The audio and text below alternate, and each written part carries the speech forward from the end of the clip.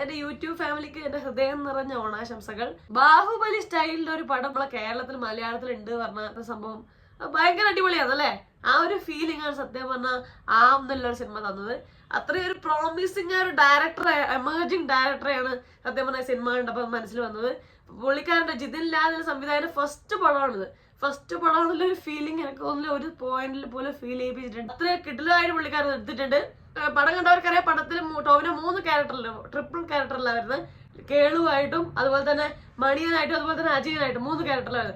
പടം തുടങ്ങി കേളുവിന്റെ ക്യാരക്ടർ കഴിഞ്ഞ് അജയന്റെ ക്യാരക്ടർ എത്തിയപ്പോൾ പടം ഒരു സാധാരണ പടത്തിന്റെ ഒരു ഫീലിംഗ് തന്നു തുടങ്ങിയിട്ടുണ്ടായിരുന്നു. കാരണം അജയ് എന്ന് പറഞ്ഞാൽ ഏറ്റവും റീസെന്റ് ആയ ജീവിക്കുന്ന ഒരു മനുഷ്യനാണ്. അപ്പൊ തീർച്ചയായിട്ടും നമ്മൾ ലൈഫായി കണക്ട് ചെയ്യുന്ന സിറ്റുവേഷൻസ് കാര്യങ്ങളൊക്കെ ആയിരുന്നു സ്ക്രീനും എല്ലാം. കേളു അതായത് ഫസ്റ്റ് കാണിച്ച ടോവിനോ ക്യാരക്ടർ കാണിച്ചപ്പോൾ നമ്മുടെ സ്ക്രീനിൽ കാണിച്ച കാഴ്ചകളും ആൾക്കാരുടെ വേഷങ്ങളും അതായത് ആർട്ട് ഡയറക്ഷനൊക്കെ ഭയങ്കര പ്രാധാന്യം ഉണ്ടായിരുന്നു. അടിപൊളിയായിട്ട് തന്നെ നമുക്ക് ഫീൽ ചെയ്യിപ്പിച്ചു ആ ഒരു പഴയ കാലഘട്ടം. പക്ഷെ മണി എന്നുള്ള ക്യാരക്ടറില്ല, പടത്തിന്റെ ഗ്രാഫ് ഒറ്റയടിക്ക് ഉയർത്തി. ആ ക്യാരക്ടറിന്റെ ബിൽഡപ്പ്, അതിന്റെ ഒരു ക്യാരക്ടറൈസേഷൻ, അതുപോലെ ടോവിന് അതിന് കൊടുത്തൊരു ജീവൻ, ആ ക്യാരക്ടറിന് കൊടുത്ത ഒരു ഊർജ്ജം ഉണ്ടല്ലോ, അത് ഗംഭീരമാണ്. അത് ഈ പടത്തെ ഒരു വേറെ ലെവലിൽ ഉയർത്തുന്നുണ്ട്. ടോവിന് അതിഗംഭീരമായിട്ട് 3 ക്യാരക്ടറും കിഡ്ലായി ചെയ്തിട്ടുണ്ട്. 3 വ്യത്യസ്ത ആൾക്കാരാണ് ഫീൽ ചെയ്യിപ്പിക്കുന്നത്. എസ്പെഷ്യലി അജയന് ഭയങ്കര ഒരു ഈ കാലഘട്ടത്തിൽ ജീവിക്കുന്ന ഒരു മനുഷ്യന് ഉണ്ടാവേണ്ട ആ ഒരു സന്ദർഭത്തിൽ ജീവിക്കുമ്പോൾ ഉണ്ടാകുന്ന ക്യാരക്ടർ ചേഞ്ചസ് എല്ലാം കേളുവിനായാലും എല്ലാം 3 വ്യത്യസ്തമാക്കാൻ ടോവിനോ അതിഗംഭീരമായി ശ്രമിച്ചിട്ടുണ്ട്. അത് അതിഗംഭീരമായിട്ട് മുന്നിൽ വന്നിട്ടുണ്ട്.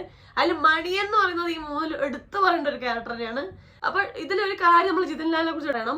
അതായത് ടോവിനോ തോമസും ജിതിൻ ലാലിലൂടെ FM കൊടുത്ത ഇന്റർവ്യൂല് ടോവിനോ പറയുന്നുണ്ട്, ഈ ലാലിനുള്ള സംഭവം ഉണ്ടല്ലോ, ജിതിനിലെ സംവിധായകന്റെ പേരിന്റെ കൂടെയുള്ളത്, അത് പുള്ളിക്കാരന്റെ അപ്പന്റെ പേരല്ല എന്ന് പറയുന്നുണ്ട്. അപ്പൊ ഇത് എവിടുന്ന് വന്നു എന്നുള്ളതും പുള്ളി പറയുന്നുണ്ട്. അതായത് മോഹൻലാലിനോട് കടുത്ത ആരാധനയോട് വളരെ ചെറിയ പ്രായത്തില് ലാൽ എന്നുള്ള പേര് കൂട്ടിച്ചേർത്താണെന്ന് പറയുന്നുണ്ട്. അതുകൊണ്ട് തന്നെ ആ സിനിമക്ക് ആദ്യം മോഹൻലാലിന്റെ സൗണ്ട് വെച്ച് ഇൻട്രൊഡക്ഷൻ വരുന്നത്. എന്തായാലും ആ ലാലേട്ടന്റെ സൗണ്ട് ആ സിനിമക്ക് ഭയങ്കര ഒരു പോസിറ്റീവ് ഫീലിംഗ്, ഒരു എലിവേഷൻ കൊടുത്തിട്ടുണ്ട്. ഒരു ഗംഭീര സംഭവം വരാമോ എന്നുള്ള ഫീൽ തന്നിട്ടുണ്ട്. പുള്ളിക്കാരൻ ഭയങ്കര പ്രോമിസിങ് ആയ ഡയറക്ടർ അത് ഫസ്റ്റ് സിനിമയിൽ തന്നെ മാർക്ക് ചെയ്തിട്ടുണ്ട്. അപ്പൊ ഇതിൽ ഗംഭീരമായ പടങ്ങൾ വരാനുള്ള സാധ്യതകളുണ്ട്. നമ്മൾക്കും എടുക്കാനുള്ള ഒരു ബാഹുബലി സ്റ്റൈലിലൊരു പടം ആ ഒരു കാലിബർ നമുക്ക് ഉണ്ട് എന്നുള്ളൊരു പ്രതീക്ഷ തരുന്നുണ്ട് സത്യം പറഞ്ഞ ഡയറക്ടർ. ഈ സിനിമയുടെ സ്ലാങ്ങും സ്ഥലവും കാര്യങ്ങളൊക്കെ വെച്ചാൽ ഇത് കേരളത്തിന്റെ വടക്ക് ഭാഗത്ത് ഷൂട്ട് ചെയ്ത കാര്യങ്ങളാണ് കണ്ടാൽ മനസ്സിലാവും. പക്ഷെ അതിന്റെ തിരക്കഥ സുജിത് നമ്പ്യാറും ദീപു പ്രദീപും ചേർന്നിട്ടാണ്. അടിപൊളി തിരക്കഥയായിട്ടുണ്ട്. 3 ക്യാരക്ടർ, കേളു, അജയൻ, അതുപോലെ തന്നെ മണിയൻ, 3 വ്യത്യസ്തമായ ക്യാരക്ടർ, നല്ല അടിപൊളി ക്യാരക്ടറൈസേഷൻ ഉണ്ടായിരുന്നു. നല്ല രസം ഉണ്ടായിരുന്നു സ്ക്രീൻ പ്ലേ.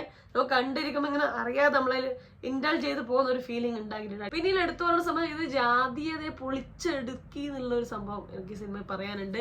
കാരണം സമൂഹത്തിൽ പൊതുവായ ഒരു ധാരണ ചില പ്രത്യേക കാറ്റഗറിയിലുള്ള ജാതിക്കാർ മാത്രമാണ് താഴ്ന്ന ജാതിക്കാരിലെ ചില ജാതികളെ കണക്കാക്കുകയും അവർ ആ രീതിയിൽ പരിഗണിക്കുകയും അവരിങ്ങനെ എന്താ പറയാ ഒരു അടിമകളെ പോലെ കണ്ട് ഇവരെ മുതലാളികളെ വാഴ്ന്നിരുന്നു ഇവരടക്കി ഭരിച്ചുകൊണ്ട് ചില ജാതിക്കാര് എന്നുള്ളൊരു ചിന്താഗതി അതിനെ പൊളിച്ചെഴുതിയിട്ടുണ്ട്. ഇതിൽ വളരെ വ്യക്തമായിട്ട് കൃത്യമായി കാണിച്ചു തന്നിട്ടുണ്ട് ഏതൊക്കെ ജാതിയിൽപ്പെട്ടവരാണ് ആരൊക്കെ അടിമയായി മുന്നോട്ട് കൊണ്ടുപോയത് എന്നുള്ളത് വളരെ ക്ലിയർ ആയി കാണിച്ചു തന്നിട്ടുണ്ട്.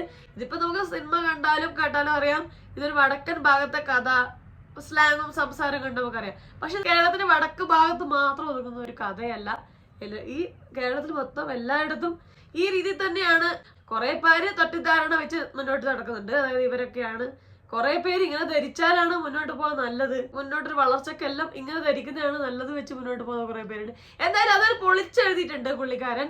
തിരക്കഥാർത്ഥം വളരെ നന്നായിട്ടുണ്ട്. തിരക്കഥയുടെ കെട്ടുറപ്പും അതുപോലെ സംവിധാനത്തിന്റെ മികവും ഈ സിനിമയെ നമുക്ക് എടുത്തു കാണാം. പിന്നെ അതുപോലെ സിനിമാറ്റോഗ്രാഫി, ജോമൻ ടി ജോണിന്റെ സിനിമാറ്റോഗ്രാഫി കിടിലാണ്. ലൈറ്റിങ്ങും സംഭവം ഷോട്ടും കാര്യങ്ങളും അടിപൊളിയാക്കിയിട്ടുണ്ട്. ഈ ഒരു ക്യാരക്ടർ ഇപ്പം മണി എന്നുള്ളൊരു ക്യാരക്ടർ കിടിലായിട്ട് തന്നെയാണ് സ്ക്രിപ്റ്റ് ആയിട്ട് എഴുതിയിട്ടുള്ളത്. പക്ഷെ അതിനെ ഒന്ന് പ്ലസ് ചെയ്യാൻ തീർച്ചയായിട്ടും ഈ ഷോട്ടുകൾക്ക് സിനിമാറ്റോഗ്രാഫിക്ക് സാധിച്ചിട്ടുണ്ട്.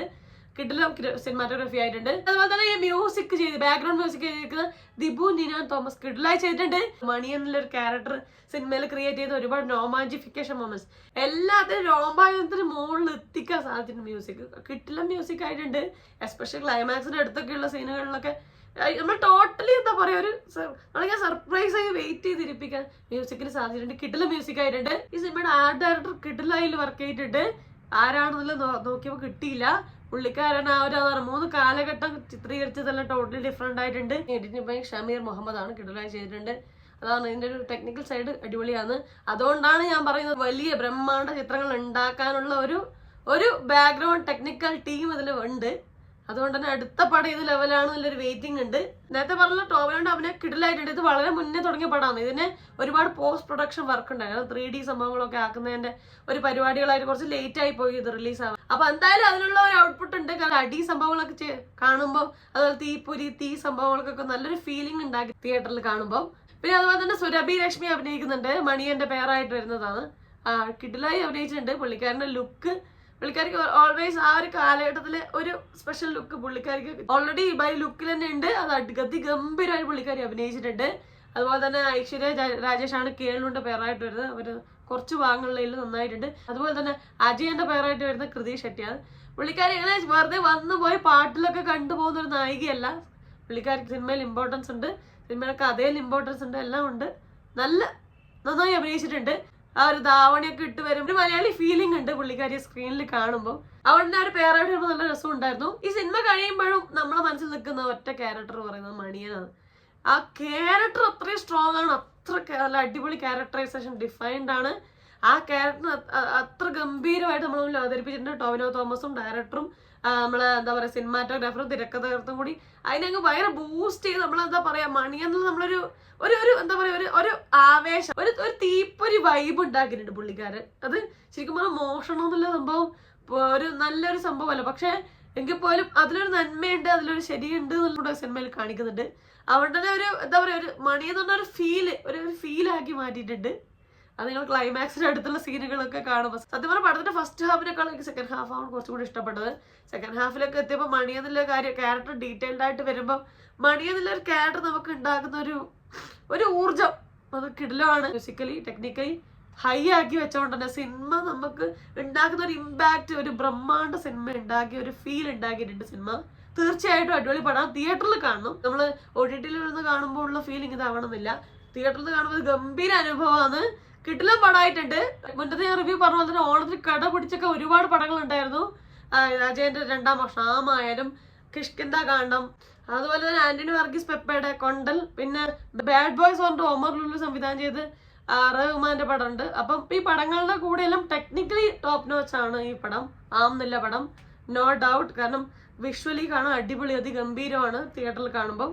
പക്ഷേ എങ്കിലും കിഷ്കിന്ദ കാണുന്നില്ല പടത്തിന് തള്ളിക്കളയാൻ പറ്റില്ല. കിഷ്കിന്ദ പാഠം തീർച്ചയായിട്ടും സ്ക്രിപ്റ്റ് പരമായിട്ടും അഭിനയപരമായിട്ടും അടിപൊളി പടം തന്നെയാണ്. അതാണ് ഇവിടെ ഇടിച്ചടിച്ച് നിൽക്കാനുള്ള ഇത്. അപ്പൊ എന്തായാലും 2 പടം 3 പടം 4 പടം ഓടട്ടെ, നല്ല പടങ്ങളൊക്കെ വിജയിക്കട്ടെ. എന്തായാലും ഗംഭീര പടമാണ്. തിയേറ്ററിൽ പോയി കണ്ട് വരേണ്ട ഒരു പടമാണ്. അപ്പൊ നിങ്ങൾക്ക് എന്തൊക്കെയാണ് ഈ സിനിമയെ കുറിച്ചുള്ള അഭിപ്രായം? ടോവിനോയുടെ അഭിനയം എങ്ങനെയുണ്ട്, സ്ക്രീനിലെ സിനിമ എങ്ങനെയുണ്ട്, സിനിമ തരുന്ന ഒരു വിഷ്വൽ ട്രീറ്റ് എന്തൊക്കെയാണ്, നിങ്ങൾക്ക് ഇഷ്ടപ്പെട്ട സംഭവങ്ങൾ എല്ലാം താഴെ കമന്റ് ചെയ്യുക. അപ്പൊ അത്രേ ഉള്ളൂ.